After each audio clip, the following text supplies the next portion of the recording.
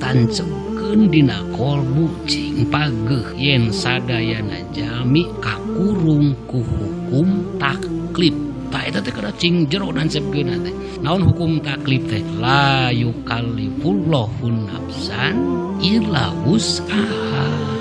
Jadi Gusti Allah moal nyogrogeun ujian kajaba eta ujian teh geus meunang ngukur jeung modal, geus meunang ngukur jeung bakal nu dibahankeun.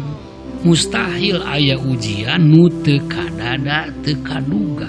Mustahil aya ujian nu teu kaigelan. Mustahil aya ujian nu teu kaawakan. Ngan kumari teu terangeun ilmu taklif jadi aya kajantenana teh. Asa kieu-kieu teuing ieu teh ujian teh moal aya nu kieu-kieu teuing. Da pangeran urang mah maha uningan. Pangeran urang mah maha bijaksana. Sakotret korek api ge moal aya kasalahan di anjeunna. Tah ngan kumari teu terangeun hukum taklif teh. Jadi we aya rasa meuni kieu-kieu teuing. Kitu tah aya rasa kitu dina manah teh lamun terang hukum taklif pahami gitu. Sakumaha badagna ujian, sakumaha tohagana ujian nu disogrogkeun ka urang, kapayunkeun ka hiji naon? Pahami aya hukum taklif. Mustahil eueuh modalna, mustahil eueuh bekal keur nyang hareupanana. Mata kuih deui nu pertama kali nangtoskeun naon?